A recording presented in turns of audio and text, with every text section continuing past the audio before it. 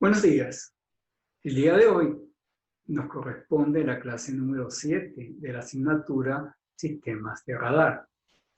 Hoy vamos a estar hablando sobre el tema de la propagación de las señales de radar en la atmósfera. Vamos a estar considerando, digamos, aspectos como el hecho de que la señal no necesariamente viaja en línea recta, viaja según una curva, el efecto de los factores meteorológicos, por ejemplo en la atmósfera, y también las condiciones de propagación anómala. Así que vamos a compartir pantalla. Muy bien, entonces tenemos aquí, como habíamos dicho, el tema número 7, y vamos a estar hablando de propagación de las señales de radar. La primera cosa, obviamente, con la que nosotros tenemos que relacionarnos es con lo que se refiere a pasar de la condición ideal de propagación en espacio libre a la propagación en la atmósfera. ¿Cuál es la influencia que tiene la atmósfera en las señales de radar? Y en particular, pues vamos a ver los efectos de la reflexión también, además de los efectos de la atmósfera, el efecto que hace el terreno. Vamos a ver qué es, en primera instancia, como modelo idealizado de tierra plana para luego pasar a tierra curva. Y bueno, está la parte de atenuación por Gaussian, que creo que está en orden inverso. Bien, una cosa es que cuando nosotros empezamos a considerar la ecuación de radar, nos imaginamos una situación idealizada. Esa situación idealizada corresponde a lo que denominamos el modelo de espacio libre. Y ese en realidad es nuestro punto de partida, una situación donde hemos dejado por fuera una cantidad de otros efectos, pero es el punto de arranque. ¿Okay? Ahora vamos a considerar justamente esos otros efectos, ya que la señal no se está propagando en el espacio interplanetario, se está propagando dentro de la atmósfera terrestre y tenemos que entender cómo es que la atmósfera afecta pues, el comportamiento de la señal de radar para tomarlo en cuenta, como dice aquí, para proponer algunas soluciones, porque esto nos va a introducir un error en las mediciones que tenemos que tomar en cuenta.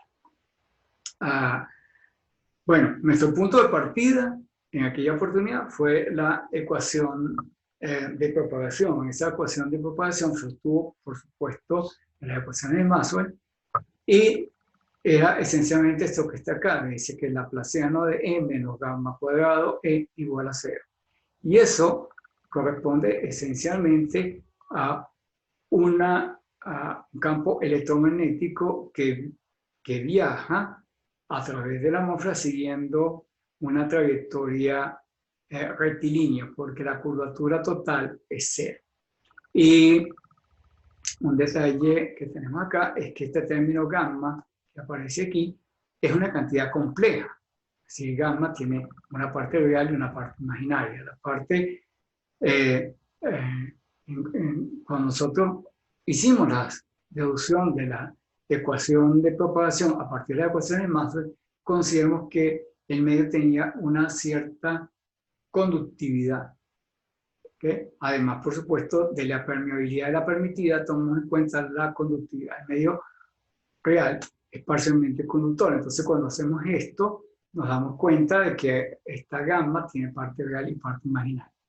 Eso significa, al meterlo dentro de las ecuaciones, que hay una solución que es de este estilo.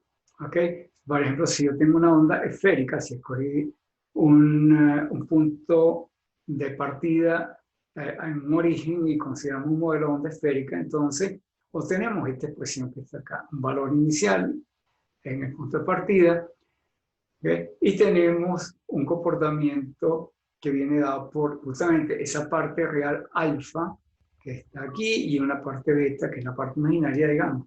Y veamos entonces que por una parte hay un decrecimiento de la onda como consecuencia de esta atenuación del medio, parte de la conductividad finita del medio. Pero también tenemos un decrecimiento en la amplitud de la onda debido a la divergencia de los rayos, ya que estamos asumiendo un modelo de onda esférica, entonces intensidad del campo decrece precisamente debido al efecto de esta divergencia de estos rayos, decrece de la forma 1 sobre R. Y, por supuesto, tenemos el desfasaje E a la menos J beta R, que lo hemos utilizado, por supuesto, en ecuaciones anteriores.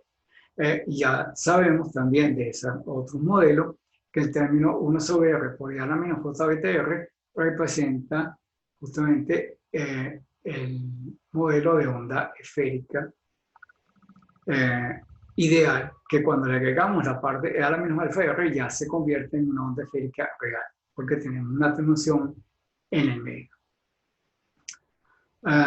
Entonces, como dice aquí, en el espacio libre no hay pérdida, alfa vale 0, pero el decrecimiento con la distancia era debido a al efecto de divergencia de los rayos. Pero hemos mencionado que la onda se propaga en la atmósfera terrestre. Entonces, en esa atmósfera terrestre puede haber gases que absorban energía y eso va a afectar ese término alfa que nosotros hemos mencionado hace un rato. Así que entonces puede haber un decrecimiento precisamente por la absorción de energía por parte de los gases. La otra cosa es que asumimos en nuestro caso que la trayectoria era rectilínea.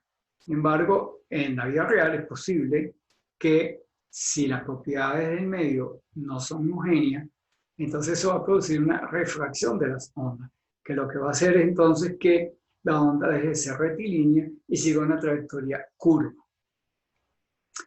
Y adicionalmente, pues por supuesto, tenemos la presencia de la Tierra. Si las ondas chocan con la superficie de la Tierra, pues entonces va a haber un efecto de reflexión y inclusive hasta de difracción, si tomamos en cuenta pues ciertos ángulos críticos allí. Entonces los efectos de reflexión pasan a ser más bien efectos de difracción. Entonces, eso digamos son algunos de los efectos que hemos mencionado sobre el efecto de la atmósfera. Vamos a comenzar entonces por el primero de ellos, por la absorción debido a los gases. Aquí en esta lámina pues tenemos justamente una representación de la absorción, de la atenuación en dB por kilómetro que se presenta en la atmósfera por parte de distintos gases. En este caso, dice que en ausencia de precipitación, la mayor parte de las pérdidas está asociada a la asociación de energía por parte del oxígeno y por parte del vapor de agua. ¿Okay? Entonces, aquí nosotros vamos a tener esencialmente, fíjense, tenemos que la curva con líneas punteadas es la absorción debido al vapor de agua. Y la curva sólida es la que es debido al oxígeno. Entonces, fíjense ustedes que en esta parte, entre unos 10 y 20 GHz, el vapor de agua es dominante, ¿okay? Es el que produce la mayor absorción. Entonces, por ejemplo, cuando nosotros calculamos nuestro radioenlace en estas bandas de frecuencia, pues tenemos que tomar en cuenta sobre todo la influencia del vapor de agua. Pero la mayor parte, digamos, los sistemas de comunicaciones normales operan en estas bandas bajas. Los sistemas de radar muchas veces también están abriendo nuevas bandas en la parte de arriba y donde podemos encontrar con otros gases que absorban la energía electromagnética. También tenemos que tomar en cuenta que algunas de estas bandas que están utilizando los radares también ya se están empezando a tomar en cuenta en sistemas de comunicaciones. Los sistemas 5G, pues se supone que vamos a operar también en esta banda alta. Y entonces ahí tendrán que tomar en cuenta, por supuesto, esta absorción de los gases que puede ser superior inclusive a la del vapor de agua. En particular, el oxígeno tiene un pico de absorción alrededor de 56 GHz, ¿okay? En el cual, por supuesto, la absorción es máxima. Y pareciera pues que nosotros sería una una situación indeseable para nuestro sistema de radar. Sin embargo, en algunos sistemas de comunicaciones puede ser interesante trabajar esas bandas de frecuencia, porque entonces esa alta atenuación también significa que las celdas que se pueden generar con esto son de pequeño tamaño. Y en general, estas bandas que están aquí arriba no requieren de permisología por los entes reguladores. Por ejemplo, en el caso nuestro sería Conatel. Se podría utilizar esto para su utilización en algunas bandas de frecuencia para enlaces de muy corta distancia que no requieren de permisología. Bueno, entonces, dicho esto, vamos aquí, como dice, los valores absolutos de estas atenuaciones son bastante bajas para la mayoría de los radares hasta frecuencias milimétricas, pero de ahí para arriba tenemos esa influencia grande de lo ¿okay? Un detalle es que la densidad de estos gases, en particular el vapor de agua, varía su densidad con la altura, así que a medida que vamos subiendo, la densidad de vapor de agua va disminuyendo y en consecuencia la atenuación. ¿Okay? Así que entonces, más bien es altitudes bajas donde podemos tener mayores efectos de atenuación por parte del vapor de agua. Fíjense que aquí el ángulo de salida es que va a influir mucho sobre esto. Aquí se hace una acotación a una página del libro de Scone donde muestra varias gráficas que ilustran el efecto de la atenuación por vapor de agua, sobre todo en función del ángulo de salida.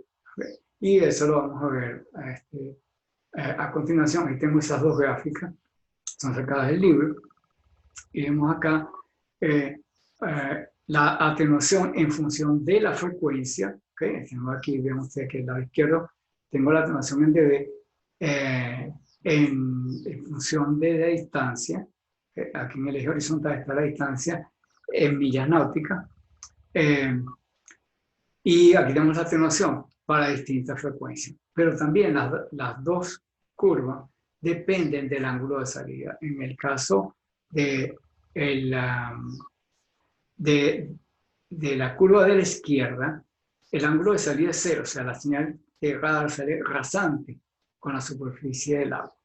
Y la del lado derecho con un ángulo de 5 grados, o sea, que es apenas un poquitico, apenas 5 grados de elevación. Pero los cambios son bastante dramáticos. Fíjense, aunque la forma de la curva en términos lineales pareciera ser igual, aunque la forma de la curva es igual, las escalas son distintas. Fíjense que aquí, a 5 grados de elevación, y por ejemplo considerando una frecuencia de 10 GHz, tendríamos que la atenuación escasamente tendería a estabilizarse alrededor de 1 dB. ¿Okay? Cuando ya tenemos las curvas estabilizadas, se estabiliza un poquito más de 1 dB de atenuación a 10 GB. Pero fíjense que a 0 grados, a los mismos 10 GB, la señal alcanza valores hasta de 5,6 más o menos, 5,6, 5,7 dB. Es decir que entre esta curva y esta curva, aunque en la forma parecieran ser similares, los valores absolutos sí cambian dramáticamente con un pequeño cambio en el ángulo de salida. Y obviamente, si yo levantara aún más el radar, la atenuación por vapor de agua sería mucho menor. Como dice que aquí también hay otros efectos, aparte del vapor de agua que produce absorción, hay otros efectos meteorológicos que intervienen en esta disminución de las señales, pero ahora no tanto por absorción, sino inclusive por dispersión. Caso, justamente, ya no tanto el agua en estado de vapor, sino por ejemplo en estado líquido, en la lluvia, o en estado sólido, como el hielo o el granizo, pueden haber puntos de dispersión. Además de que, por supuesto, en el caso del agua líquida, también tenemos conducción. ¿Okay? Entonces tenemos absorción de energía por conducción, pero además también tenemos dispersión de las ondas hacia los lados. Y eso, en el caso del radar, tiene el efecto neto de una disminución en la amplitud de la señal recibida. Como dice aquí, estos efectos no siempre son indeseados. Las señales producidas precisamente por estos hidrometeoros, hielo y granizo, pueden ser de utilidad para los meteorólogos, porque nos permite justamente identificar estos fenómenos y avisar a los pilotos cuando hay algunas cosas. ¿Okay? En otro capítulo donde vamos con todo el tráfico aéreo volveremos sobre esto, pero aquí queremos mostrar la figura que yo tengo aquí atrás en el backing. Es un radar meteorológico. Se utiliza muchas veces en la cercanía de los aeropuertos, aunque también puede operarse en otras locaciones, pero muchas veces se utiliza en los aeropuertos estos radares para detectar lo que denominamos los fenómenos de aire claro. Este es un radar Doppler, por cierto, y es muy importante esto, porque hay ciertos efectos, por ejemplo, debido a las subsidencias, que pueden ser muy peligrosos durante las etapas de despegue y de aterrizaje, sobre todo en el aterrizaje. Una subsidencia va a producir cambios en las señales atmosféricas que pueden ser detectadas por este radar meteorológico. Y si se presenta esto, sobre todo en la cabecera de la pista, el control de tráfico le puede avisar al piloto para que esté pendiente de que puede enfrentar una cizalladura de este estilo y que va a tener un aterrizaje peligroso. Pues, o inclusive para que aborte el aterrizaje y haga un segundo intento. ¿Por qué razón esto? Porque normalmente estos efectos son de corta duración en el tiempo. Así que, por ejemplo, una subsidencia puede estar presente en la cabecera de la pista, qué sé yo, 10, 15 minutos, extrañamente media hora. Pero no más que eso. Así que entonces, si un piloto recibe la información de que tiene una condición de esta en la cabecera de la pista, pues puede decidir abortar el aterrizaje y hacer una vuelta que le va a tardar como unos 10, 15 minutos más o menos y volver a intentar. ¿Okay? Eso lo veremos un poco más adelante en control del tráfico aéreo. Ok. Vamos a hablar ahora de los efectos de la refracción. Esto también lo hemos estudiado en otra parte. ¿Qué es lo que sucede? Que el medio es inhomogéneo. O sea que si yo tengo una inhomogeneidad en el medio de propagación, lo que va a suceder es que la trayectoria de propagación deja de ser rectilínea. En general, lo que va a ocurrir, pues que el elemento que más varía es la permitividad.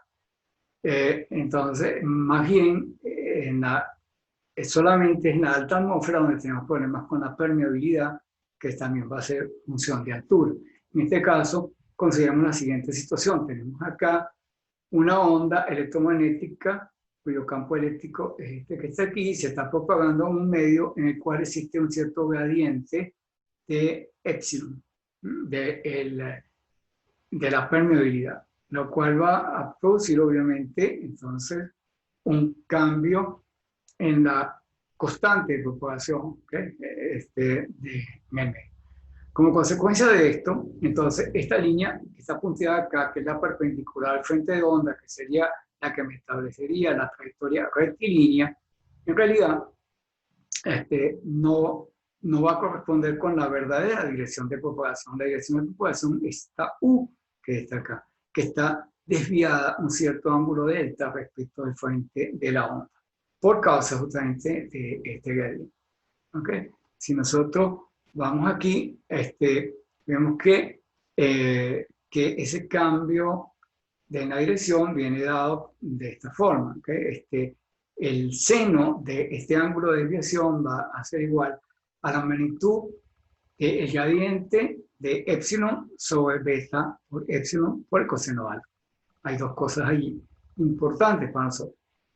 Obviamente, el detalle es que el gradiente de epsilon está dirigido hacia abajo, ¿okay? Porque la permitividad decrece con la altura, por tanto el gradiente entonces va a estar apuntado hacia abajo en la dirección de máxima variación. Esto, ah, eh, entonces, lo que va a suceder es que la trayectoria de el A se mueve hacia la dirección de mayor, la dirección del gradiente. ¿Okay? Entonces lo que va a ocurrir es que la trayectoria va a ser una curva que apunta hacia la Tierra, o sea que se curva hacia la Tierra. Y dice aquí, apunta hacia abajo. Otra cosa que vamos a tener aquí, como decimos, la onda viaja, es una línea curva que apunta hacia abajo. La otra cosa que tenemos es que beta varía con la frecuencia. ¿Okay? Y eso también significa que el ángulo de desviación va a ser distinto, por ejemplo, para las microondas que para la luz. Y vamos a ver cuál es la consecuencia de esto. ¿Okay? Nosotros podemos, esa gráfica que yo había escrito anteriormente en función del gradiente del índice de refracción, la podemos hacer, pero en gradientes de epsilon, la permeabilidad, la podemos reescribir en función del índice de refracción, que como ustedes saben es el cociente de la velocidad de la luz en el vacío a la velocidad en el medio. Entonces, pues, esa ecuación la podemos reescribir en términos de este índice de refracción y nos quedaría pues que el seno de delta va a ser igual a lambda sobre pi por 1 sobre n por la derivada de n respecto a h, que va a sustituir a la derivada de epsilon con respecto de epsilon por el coseno de alfa, que también estaba en la ecuación anterior. Así que entonces tenemos esta expresión ahora dada en función de e. Entonces vemos que si este índice de refracción varía linealmente con la altura, la derivada será una constante. Si esta derivada es una constante, entonces va a significar que la desviación será una constante. O sea que a medida que la onda viaja, va cambiando en la misma proporción, va cambiando el ángulo de desviación. Y esa trayectoria trazada en esas condiciones es un arco de circunferencia. Eso también nos va a llevar en otro momento a discutir justamente lo que denominamos el modelo de tierra plana y el modelo de tierra curva, en la cual tenemos dos arcos de circunferencia, con aproximar la curvatura de la Tierra por un arco de circunferencia y también el rayo. Entonces tenemos dos rayos curvos. Y interesaría conocer la diferencia de curvatura entre estos rayos para poder trabajar nosotros.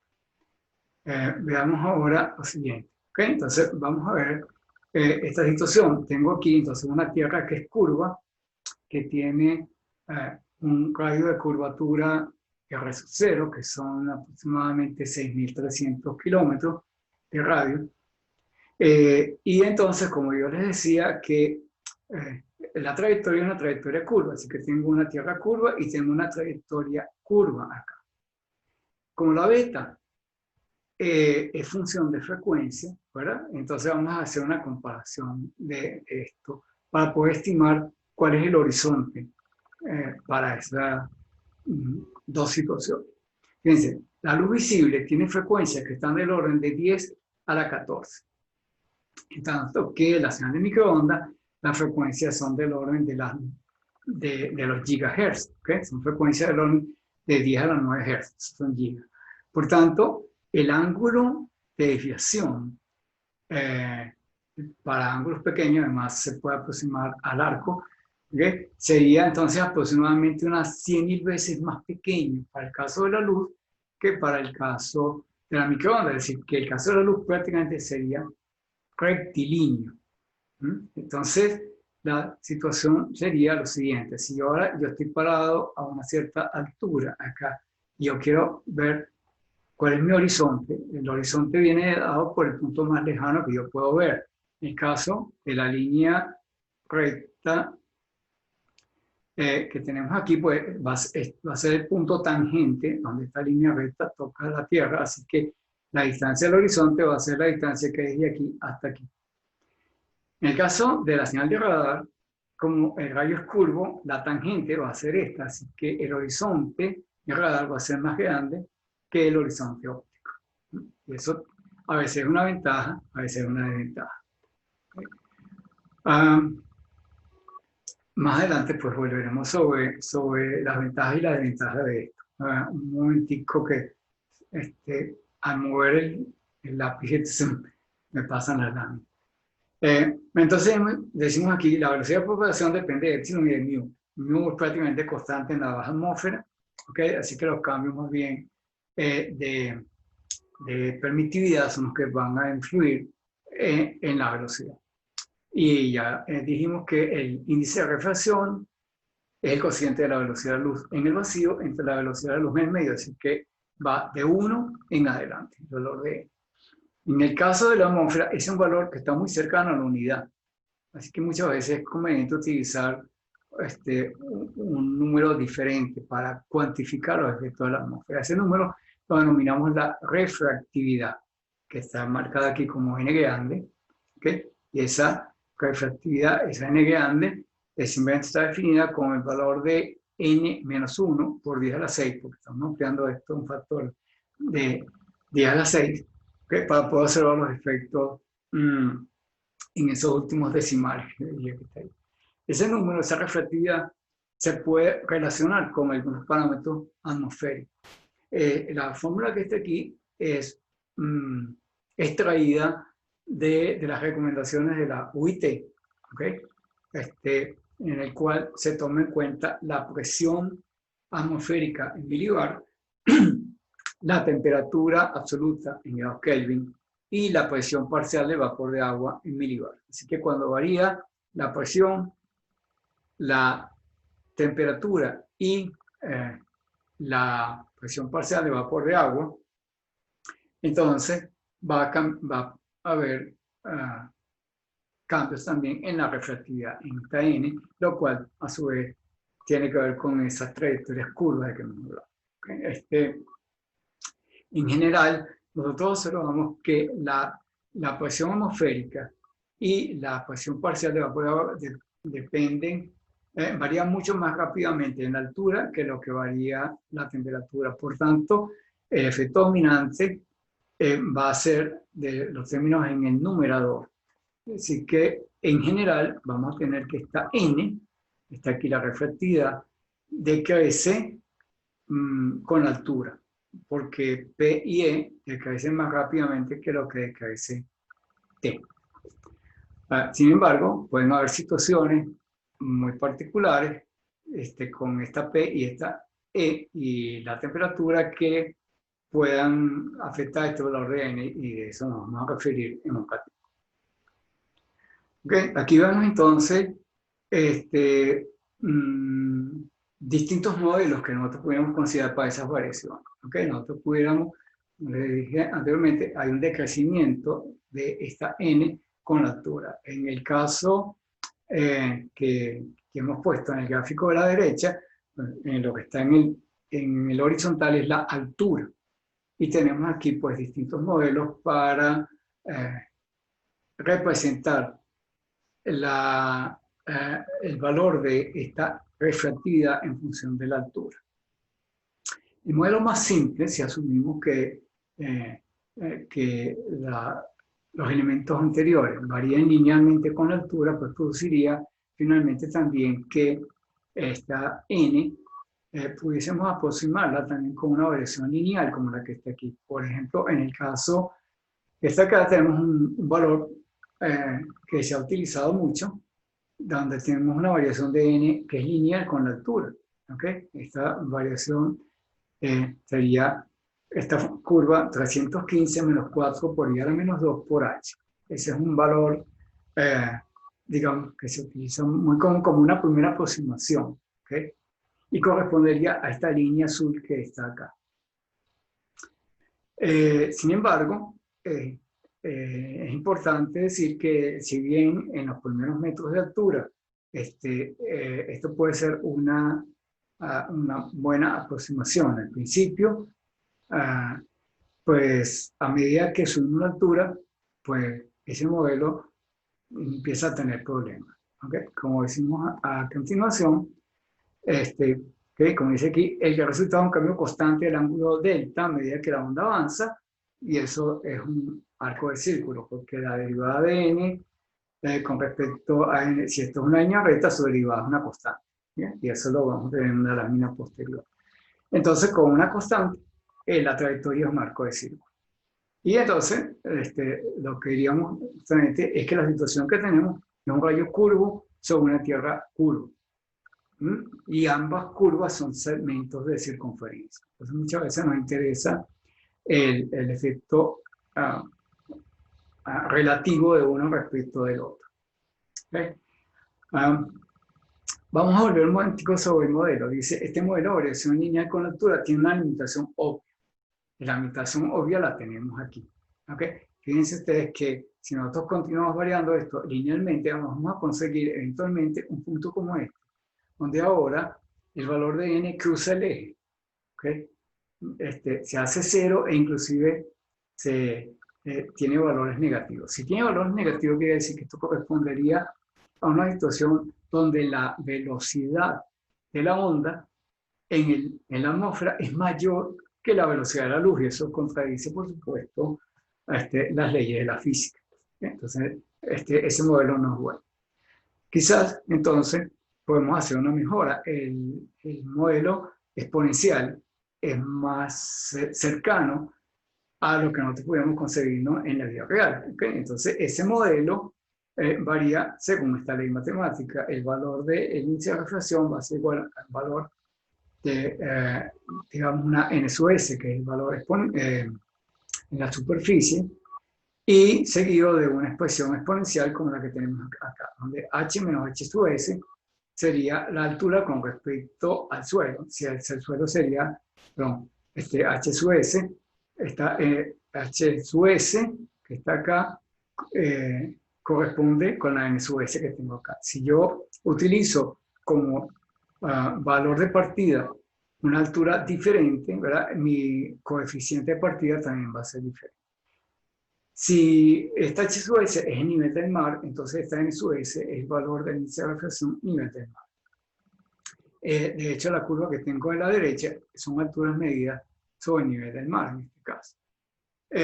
Y entonces, considerando el mismo valor anterior de 315, acá, tendríamos que la curva en rojo es el modelo exponencial, la curva en azul es el modelo lineal. Entonces les decía justamente que este modelo es más representativo de una atmósfera real que el modelo lineal. Sin embargo, vean ustedes que en los primeros 1000 metros, podemos decir, de altura, pues las dos curvas son muy similares una de la otra. Entonces, por eso muchas veces, en condiciones normales, vamos a ver, ¿a qué me refiero con esto normal? Entonces, podemos utilizar este modelo lineal como una buena aproximación, y eso nos lleva a un concepto que denominamos el factor de radio efectivo de la Tierra.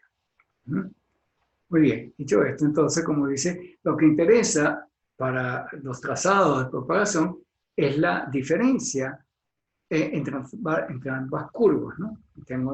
Hemos dicho que tengo una tierra curva y un callo curvo. Entonces me interesa, desde el punto de vista del cálculo de las trayectorias, perdón, de la propagación, me interesa las diferencias que existen entre esas curvas, ¿verdad?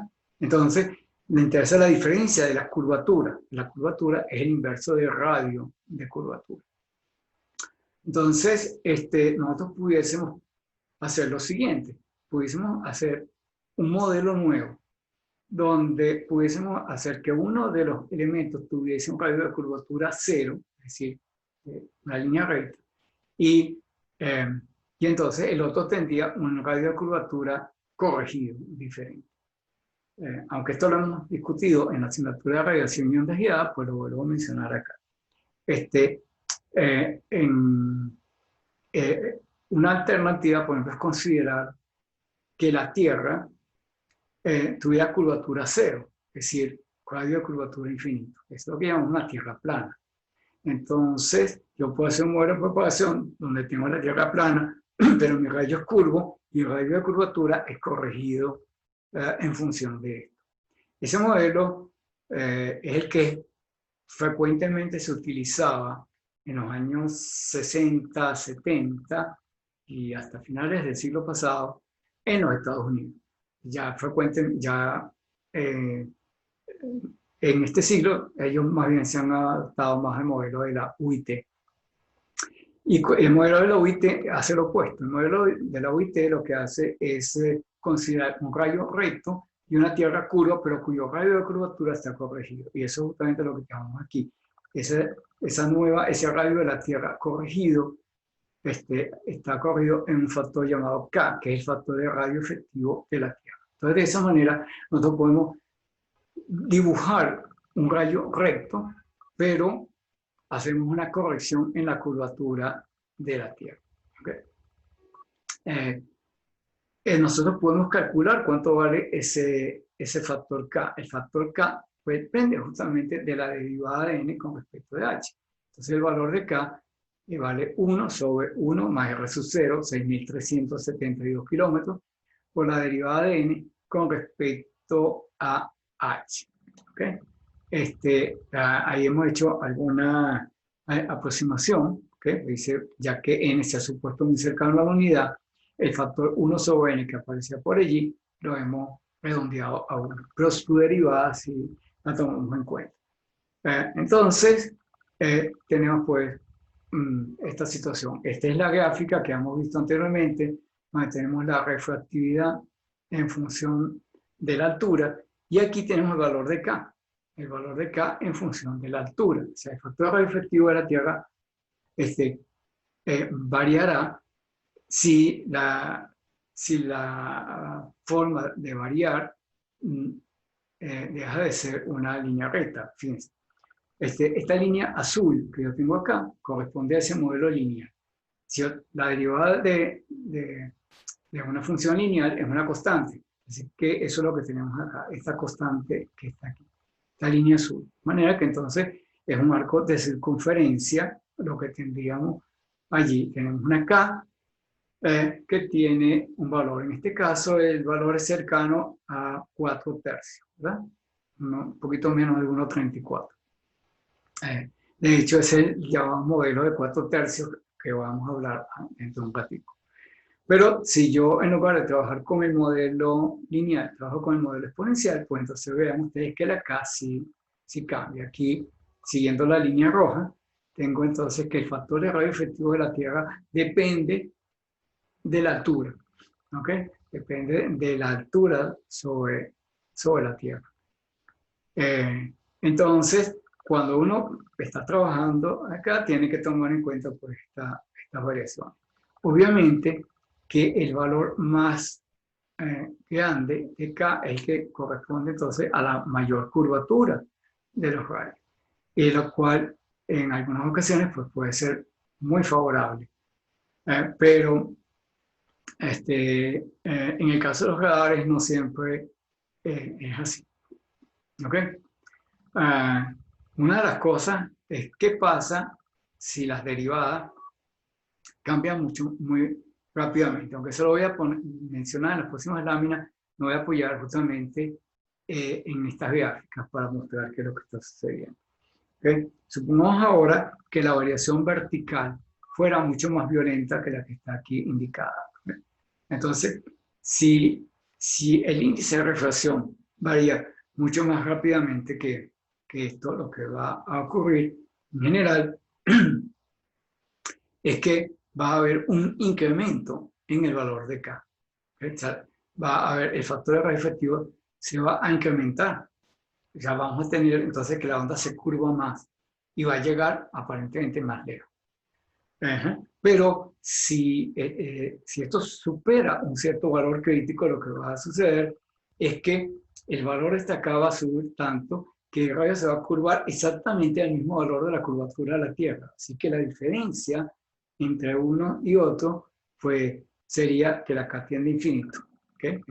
Entonces, la trayectoria del rayo seguiría una línea paralela a la superficie de la Tierra, la cual parecería no acabarse nunca, o sea, una extensión infinita. Sería más bien el equivalente de una propagación en una Tierra perfectamente plana, porque la curvatura del rayo y de la Tierra van a ser igual.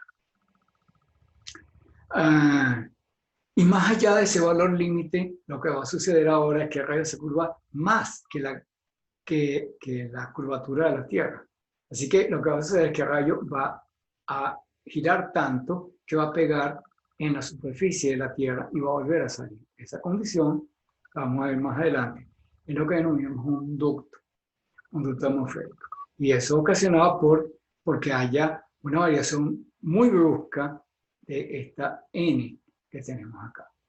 Entonces, esto puede ser ocasionado por diferentes razones. Una de ellas es precisamente que haya un cambio muy brusco en parámetros como, por ejemplo, la presión atmosférica o la humedad. La presión atmosférica en realidad no cambia tanto, o sea, no tiene un comportamiento anómalo. En general, la presión atmosférica decrece con la altura. ¿Okay? Así que eso no va a ser la causa del problema. La humedad sí, si yo estoy muy cerca de la superficie del agua y esa agua está siendo calentada por el sol, lo que va a hacer es que el índice de variación de E con la altura va a ser muy violento. ¿Okay? Eso puede ser una causa para producir esta condición de superrefracción que estamos mencionando acá, ¿okay? La condición de una alta curvatura por causa de una variación muy brusca de la humedad en función de la altura. Pero también es posible que tenga algunos efectos en la temperatura. Una de ellas puede ser lo que denominamos una inversión de temperatura, donde ahora la temperatura, en lugar de decrecer con la altura, más bien aumente. Y eso puede tener un efecto bastante grande sobre la refracción y nos puede producir lo que denominamos un ducto. Pero ese ducto, ¿okay? Que tiene un gran efecto sobre la señal de microondas, no tiene un efecto similar sobre las señales de luz. Porque recuerden que la curvatura depende, entre otras cosas, de beta. Y la beta es la que es función de frecuencia. Entonces, y como beta está en el denominador, las variaciones en el ángulo de la señal de microondas son mucho más violentas que las que ocurren en la luz. Por tanto, una variación atmosférica, como la que yo estoy describiendo, una inversión de temperatura que puede ser ocasionada, entre otras cosas, por una subsidencia, no es visible a los humanos. ¿Okay? Sí, es visible a las microondas, pero no es visible a los humanos. Eso produce lo que denominamos fenómenos de aire claro. Se denomina fenómenos de aire claro precisamente por eso, porque yo lo que veo en la atmósfera la veo como si estuviera siempre igual. ¿Okay? A los humanos pareciera que no hay ningún cambio atmosférico. Sin embargo, esa señal puede ser detectada por el radar, que está trabajando a frecuencias de microondas, y sí puede ser una indicación, como yo les decía anteriormente, puedo utilizar un radar meteorológico, como este que está aquí, para indicar una situación atmosférica que puede ser peligrosa, por ejemplo, para el caso de una maniobra aérea para los pilotos. Entonces, pero el piloto no la ve, porque, como les digo, son fenómenos de aire claro, no son visibles. No es como una nubosidad. Si yo veo una tormenta, claro que obviamente estoy viendo eso, tengo las nubes enfrente, yo sé que ahí puede haber problemas atmosféricos, pero fenómenos de aire claro no se ven. El piloto viene aterrizando creyendo que todo está muy bien, pero resulta que hay una cizalladura en su camino y no la ve. Y entonces puede ser que lo agarre desprevenido y termine estrellando el avión. Pero si yo coloco un radar meteorológico, puede ser que pueda detectar ese tipo de cuestiones. Aunque yo voy a hablar de los ductos y todas esas cuestiones más adelante, simplemente quise meterlo aquí. ¿Okay? Entonces, como te dice, de ahora en adelante los rayos los vamos a dibujar como líneas rectas sobre una tierra, un radio objetivo caso cero, ¿ok? Y esos numeritos que yo puse allá, pues muchas veces se utiliza en un modelo que denominamos la atmósfera estándar. La atmósfera estándar asume una temperatura de 300 grados Kelvin y una variación lineal de 4 por 10 a la menos 8, ¿ok? Que es con lo que yo dibujé esa curva anteriormente allí, y eso produce un factor de radio efectivo de la Tierra de 4 tercios. Ese modelo de 4 tercios lo deben haber oído en otra asignatura, ¿ok? Es un valor, digamos, promedio para países subtropicales, ¿okay? Países que están por encima del trópico de Cáncer o por debajo del trópico de Capricornio. En los países tropicales las variaciones pueden ser muy diferentes. Este modelo de 4 tercios se utiliza pues, en países en Europa, obviamente, y en Estados Unidos, porque son países que están por encima de los trópicos. Pero además, tomen en cuenta que es un valor promedio. No es que la atmósfera siempre va a tener esos valores que están aquí. La atmósfera puede variar mucho y de eso acabo de mencionar sobre los radares meteorológicos. Este valor es una especie de promedio. Los valores reales en cualquier instante de tiempo van a depender de la meteorología imperante. Sin embargo, un detalle de este modelo, pues que tiene, desde el punto de vista para nosotros, tiene algunas ventajas. Por ejemplo, nos puede corregir los patrones de radiación del antena. Si considerásemos esas trayectorias curvas allí, también tendríamos que el patrón de radiación de los lóbulos tendría una forma rara, como la que tengo del lado izquierdo. Estoy asumiendo aquí una Tierra con un radio A de 6.370 kilómetros. Pero si yo hago la corrección, ¿verdad? Y tengo una Tierra con un radio K por A, donde K es el factor de radio efectivo de la Tierra, entonces ahora los rayos van a ser rectos, ¿verdad? No van a ser curvos como los que están aquí, sino que van a ser rectos, y en consecuencia los lóbulos de la antena van a lucir más como estamos acostumbrados a pensarlo idealmente, ¿ok? Van a ser más ideales. Ok, ya yo mencioné algo sobre el tema de la propagación anómala, es decir, cuando los gradientes de temperatura, presión y humedad se difieren de los que hemos mencionado anteriormente. Una de las condiciones, ya la mencioné, el tema de la suprarrefracción, el radio se curva más que el valor estándar de esos 4 tercios, en consecuencia tenemos una K mayor. ¿Okay? E inclusive puede darse una situación más extrema. Es decir, que no hay una diferencia de curvaturas entre ellos y podemos asumir entonces un rayo recto sobre una Tierra plana. Y eso haría que ese rayo pudiera viajar paralelo a la Tierra a una distancia indeterminada, bueno, que solamente dependería de la absorción de gases, pero no de los temas que estamos hablando acá. Y más allá de ese valor crítico, pues haría que los rayos se devolviesen hacia la Tierra. Si chocan con ella, se pueden volver a reflejar, pueden subir y se puede formar una especie de guía de onda. ¿Okay? Las señales quedan atrapadas entre la superficie y una altura máxima. Eso es lo que se conoce como el nombre de ducto superficial. ¿Okay? Y entonces, debido a que esto se comporta como una guía de onda, ya no tiene validez el modelo de divergencia de la onda esférica. ¿Okay? O sea que ya no tengo una variación de los campos de la forma 1 sobre R, sino que en realidad ahora tengo una disminución más suave, lo cual hace que el alcance se incremente. Esto, como decía, puede parecer positivo, significaría que mi radar puede ver más lejos, pero el problema justamente ya lo hemos discutido en clases anteriores, que si nosotros superamos la distancia crítica de la ambigüedad, ¿verdad? Entonces es posible que los pulsos de radar que retornan de esos blancos lejanos se confundan con los de blancos cercanos, porque ahora estoy justamente en una situación de ambigüedad de la distancia, porque superé el valor máximo de distancia no ambiguo. Ahora estoy en una distancia ambigua. Entonces, no es tan bueno que tenga que tenga ecos de radar de demasiada distancia. La otra cosa es que para que se dé esta condición, tanto el radar como el blanco deben estar dentro del ducto, pero si uno de ellos está fuera, la señal se pierde.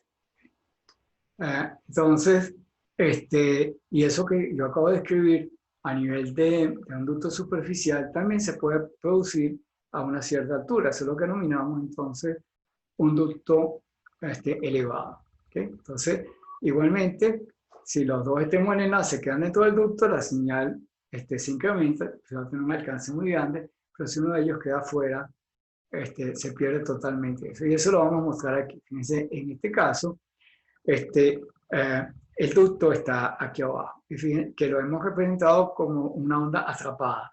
Aquí es como si fuese una señal en una guía de onda. Y tengo dos situaciones. Tengo un blanco, un avión, que está fuera del ducto y uno que está dentro del ducto. Y el radar lo tengo ubicado dentro del ducto. ¿Okay? Tengo puesto aquí el radar dentro del ducto. Entonces, ¿qué es lo que sucede? Este radar puede ver este avión, lo hemos pintado con una línea sólida. El radar puede ver a este avión a gran distancia, porque por este efecto de la onda atrapada aquí.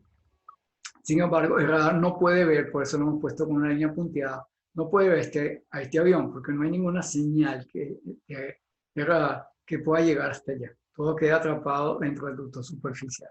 Entonces, eso era un poco lo que yo había escrito anteriormente, que lo tengo en forma gráfica.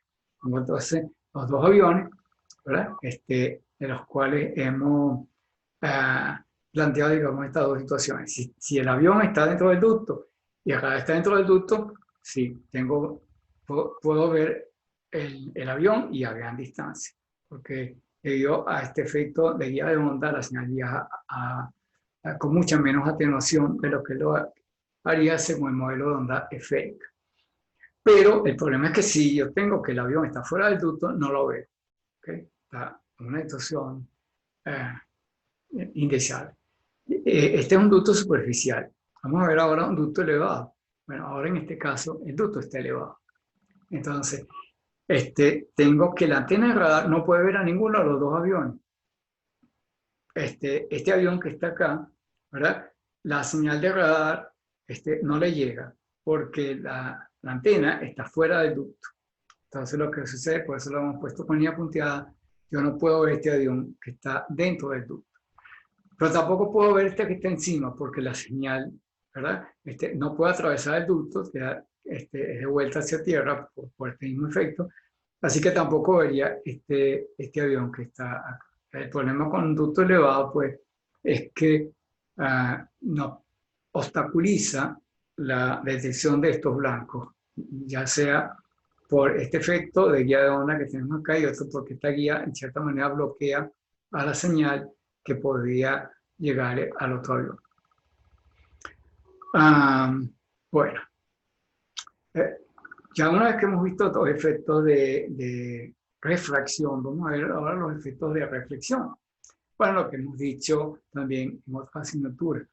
Igual, si yo tengo una tierra reflectora, pues es posible que la señal que salga desde la antena hasta el blanco siga distintos caminos. Tengo una señal directa y tengo una señal que está reflejada en el terreno. Entonces, esto va a tener algunos inconvenientes. Que la primera cosa, ya hemos visto en otras materias, que el efecto que tendría para nosotros es de que aquí vamos a tener una disminución o más bien una interferencia por reflexión que nos puede producir una señal fuerte o nos puede producir un desvanecimiento. Pero en el caso del radar, el asunto es que hay una diferencia de trayecto y esa diferencia de trayecto se traduce en una diferencia de tiempo y en radar tiempo es distancia. Por tanto, nosotros vamos a tener que ahora al radar le van a llegar dos ecos. Un eco debido a la que podemos denominar la onda directa AB y otro que sería que correspondería a la trayectoria de la A'B por la reflexión, digamos, por esta trayectoria que tenemos aquí de reflexión en el terreno. Igual también va a suceder con la imagen del blanco de este lado. Es decir, que nosotros vamos a tener ahora dos ecos.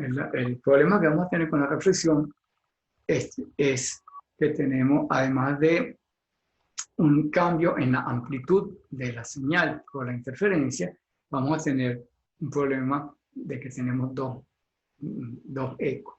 Y si ahora multiplicamos esto por un número de superficies reflectoras, vamos a tener un conjunto de ecos que vamos a ver en la próxima clase cuando veamos Clutter. ¿Okay? Esos conjuntos de ecos, esas señales reflejadas múltiples veces en el terreno, pues pueden obstaculizar la detección del blanco. Y la otra es, obviamente, que también nos pueden dar una información también de qué está ocurriendo en el terreno. Vamos a ver esas dos situaciones más adelante. Cuando veamos radares de apertura sintética, vamos a aprovechar esos ecos desde el terreno, estas reflexiones, pero también, obviamente, tenemos que entender que esto también puede ser inconveniente. Y, por ejemplo, yo les hacía a ustedes el comentario de la famosa película de las Malvinas, a la que me he referido mucho. Porque los pilotos argentinos estaban volando muy cerca del mar para justamente que las olas del mar van a producir reflexiones como esta. Entonces, si esto es un avión y el punto de reflexión corresponde a una reflexión en una ola, ¿verdad? El radar va a ver el blanco y va a ver también un segundo eco debido a la reflexión en la ola. Más como las olas suben y bajan, lo que va a suceder es que estos ecos se van a mover hacia adelante y hacia atrás. De manera que va a ser difícil para el radar poder distinguir el blanco verdadero de los ecos que están allí. Entonces, esa es también una estrategia para poder evadir el radar, apoyarse en los ecos en tierra. Si yo estoy volando cerca del mar, recuerden que el coeficiente de reflexión es muy alto, así que vamos a ver eso acá. Bueno, aquí tenemos el cambio de fase. Okay. Pero los coeficientes de reflexión, dependiendo del ángulo, fíjense, este es el ángulo de roce, el ángulo con el cual la onda estaría llegando. Aquí lo tengo en el caso de esto es la magnitud y esto que está aquí es el ángulo, ¿no? Aquí es la fase y esta es la magnitud. Vean ustedes que el coeficiente de reflexión para ángulos bajos, con la excepción, por supuesto, de los efectos pseudo-Brewster que están ocurriendo acá, pero en general los coeficientes son bastante cercanos a la unidad. Tengo reflexiones fuertes, ¿okay? A ángulos bajos que están acá. De hecho, a medida que yo me alejo de esa situación, ¿okay? Si mi ángulo de roce va creciendo, obviamente que va a producirse una disminución en las reflexiones, en la magnitud de la reflexión. Después de un cierto valor vuelve a subir, ¿okay? Pero ahora la señal está siendo dispersada por otro lado y ya no me estaría tanta broma. El hecho de que ocurran esas reflexiones y la señal de radar también tiene un efecto, y es que produce una alteración en el patrón de radiación. Ya no tengo, por ejemplo, una de las cosas que vamos a tener acá es que debido a ese cambio de fase en que tengo la onda reflejada, vamos a tener que en algunas ocasiones va a haber una cierta cancelación de las ondas. Así que lo que antes era un solo lóbulo, ahora es posible que se conviertan en una serie de lóbulos adicionales. ¿Ok? Entonces, estos lóbulos que yo tengo acá, adicionales, no estaban en el comportamiento de mi antena. ¿Okay? Y eso es precisamente porque a medida que cambia el ángulo de elevación, cambia la diferencia de fase, y en los puntos en donde las señales están a 180 grados entre sí, se produce esta cancelación.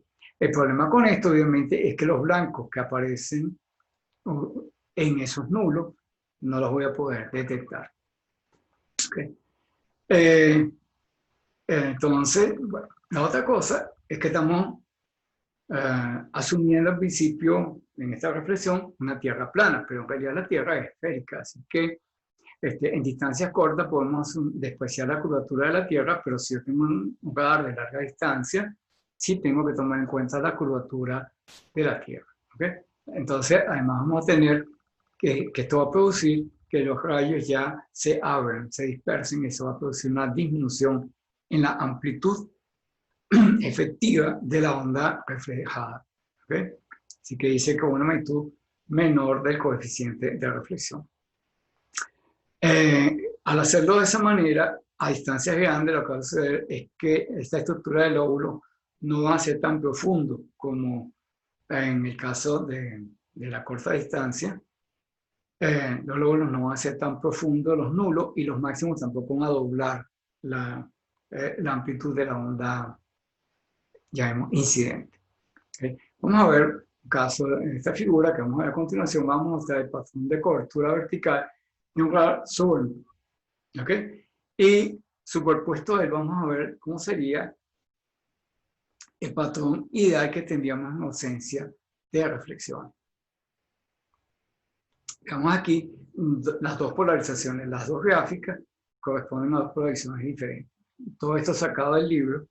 ¿Okay? Así que entonces tenemos acá polarización horizontal y aquí tenemos polarización vertical. En ambos casos, igualmente vamos a observar la aparición de esos nulos. Están desfasados, obviamente.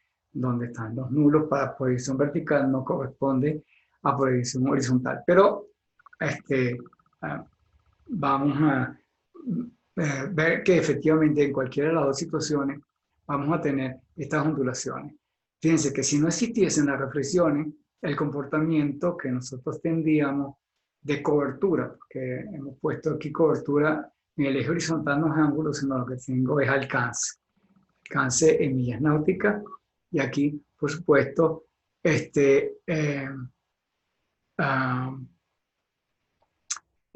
que nos explicaría cuál es la altura a la cual nosotros estaríamos detectando estos blancos. ¿Okay? Estas alturas están en pies, y en el eje horizontal estamos en millas náuticas.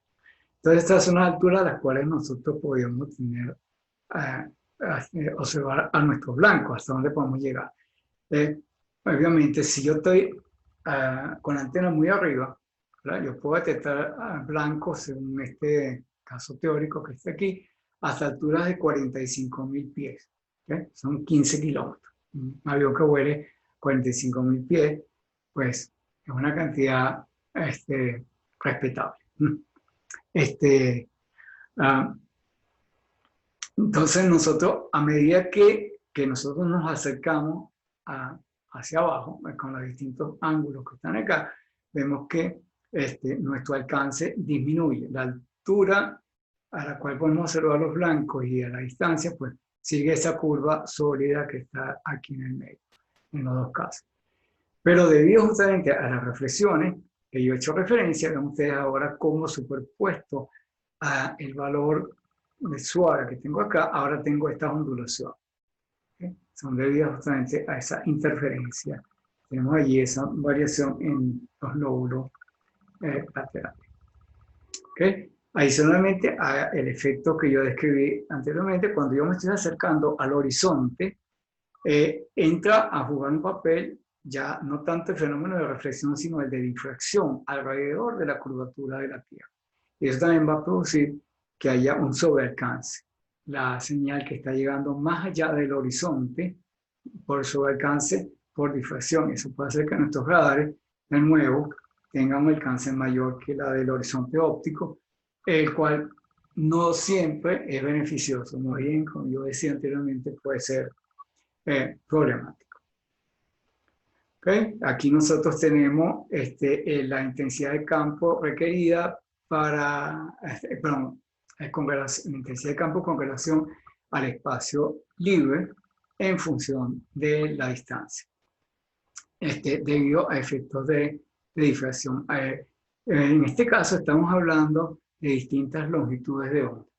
Si consideramos longitud de onda igual a 0, o sea, frecuencia infinita, estaríamos considerando un horizonte óptico, es decir, la señal que nosotros estaríamos recibiendo con respecto al espacio libre, vengo con este valor y de repente abruptamente decae cuando llego al borde, ¿okay? Ese es lo que denominamos un horizonte óptico. En la práctica lo que va a suceder es que los efectos de difracción dependen de la frecuencia. Así que aquí hemos puesto las distintas longitudes de onda y cómo cambiaría el nivel de la señal con respecto al valor de espacio libre para las distintas longitudes de onda, la cual obviamente podemos convertir en frecuencia, dividiendo la velocidad de la luz entre la longitud de onda. Pero fíjense, la frecuencia de radar, de los radares que nosotros hemos mencionado, aquí estamos más o menos en este orden, aunque podemos tener radares de onda milimétrica, podemos tener una situación de este orden. Tenemos una ondulación acá, y podríamos tener un sobrealcance de la señal, o sea, una distancia mayor que la distancia óptica. Vamos a tener un sobrealcance que podría estar hasta el orden de un 30 a un 40%, según estas gráficas que están aquí. Si estamos a frecuencias más bajas, por ejemplo, aquí tengo una lambda de 0,7 metros. ¿Okay? Eso quiere decir que estamos trabajando ahí alrededor de unos 200 megahertz. Eso sería una señal de, ni siquiera de UHF, estaría más bien en VHF. Obviamente que los efectos son mucho más suaves. La variación antes del horizonte se tendría, digamos, de esta forma, y después del horizonte óptico, ¿verdad? Todavía tenemos un cambio suave. Y todavía más baja, si tenemos una lambda de 7 metros. Eso correspondería, 7 metros correspondería más o menos como a 40 y tantos megahertz. ¿Okay? 6 metros son 50 megahertz, 7 metros sería entonces un poco menos, 50, como 40 y tantos megahertz. Eso ya es la parte baja de VHF. Entonces, obviamente, el alcance más allá del horizonte sería esto. No es común que nosotros tengamos un radar a esta frecuencia, pero puede darse el caso. Siempre pues hacemos al final un pequeño resumen de todo lo que hemos visto. Entonces, en principio, la situación que estábamos considerando es esta. Cuando estuvimos estudiando, en principio, nuestro radar, consideramos una situación ideal. Consideramos que estamos trabajando en el espacio libre, y obtuvimos unas ecuaciones que nos indicaban pues, cuál era el alcance del radar en esas condiciones. Asumimos un modelo de onda esférica, tenemos una disminución de la amplitud debido a la distancia, ¿okay? Por el efecto de la dispersión de los rayos, que ya dejan de ser paralelos y se abren de esta manera. Eso produce un decrecimiento de la forma 1 sobre R para el modelo de onda esférica. Las situaciones que nosotros vamos a tener allí en este modelo ideal era que asumíamos pues, que era una onda esférica que decrece su amplitud con el inverso de la distancia. Por tanto, la densidad de potencia decrece con el inverso del cuadrado de la distancia. Cuando consideramos la atmósfera real, ya vimos, consideramos un efecto de absorción por los gases, estudiamos el efecto del vapor de agua y del oxígeno, aunque hay otros muchos gases, pero eso en particular digamos, son los que más frecuentemente tienen influencia en la frecuencia que estamos trabajando nosotros. Luego vimos el efecto del cambio en las propiedades del medio. La atmósfera no es un medio homogéneo, presenta variaciones de sus propiedades, en particular de la permitividad con la altura, la cual la tradujimos en última instancia en cambios en la velocidad de propagación, la cual a su vez la relacionamos con el índice de refracción, entendiendo por índice de refracción el cociente de la velocidad en el vacío con respecto a la velocidad en el medio. Y esa ha sido, digamos, parte de las cosas que nosotros consideramos.